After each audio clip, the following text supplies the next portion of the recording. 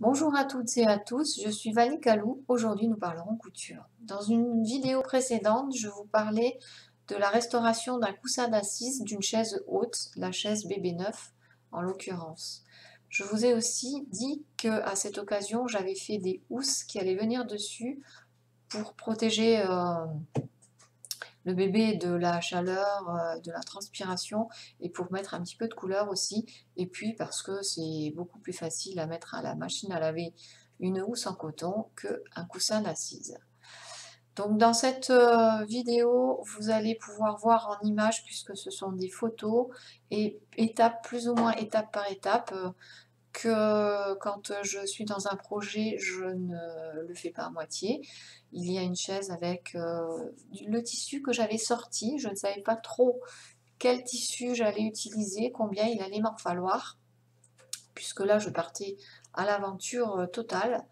Donc j'ai profité du fait que j'avais démonté mon coussin d'assise, de le mettre bien à plat et de relever le patron de ce dernier, patron que d'ailleurs j'ai précieusement gardé de côté au cas où je devrais refaire des petites housses par la suite.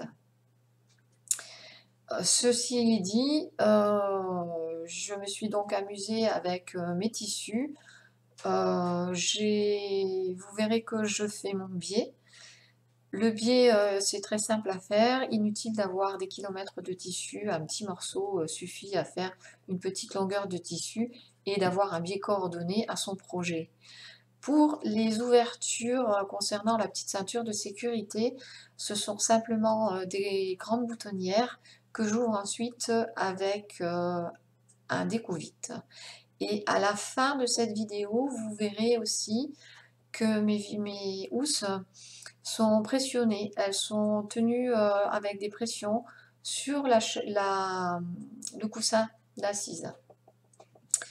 De manière à ce que cette dernière, elle ne glisse pas, même si elle ne risquait pas de s'envoler, puisqu'elle est tenue par la petite ceinture de sécurité, par 3 points d'attache d'ailleurs, mais les côtés retombaient un peu, ça ne me plaisait pas trop, et puis ça évite que ça glisse, ça donne un maintien de plus.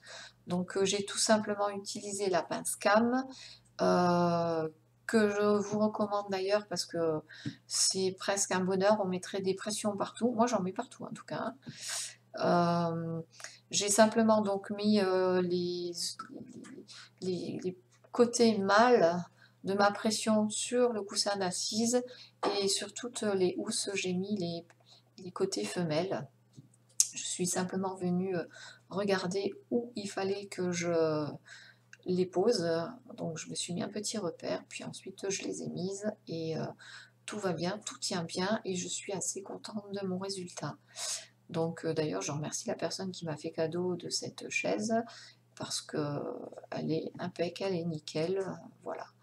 J'espère que cette vidéo vous aura plu, qu'elle vous aura, si vous avez eu comme moi un souci pour trouver soit un coussin d'assise, soit voulu restaurer votre propre coussin de chaise haute, qu'elle soit de votre enfant ou de votre petit enfant. Voilà, c'est une solution qui peut être pratique, qui coûte pas très cher au final, qui peut être personnalisable, parce qu'on peut utiliser toutes sortes de décos, toutes sortes de tissus, faire plein de choses, les appliquer.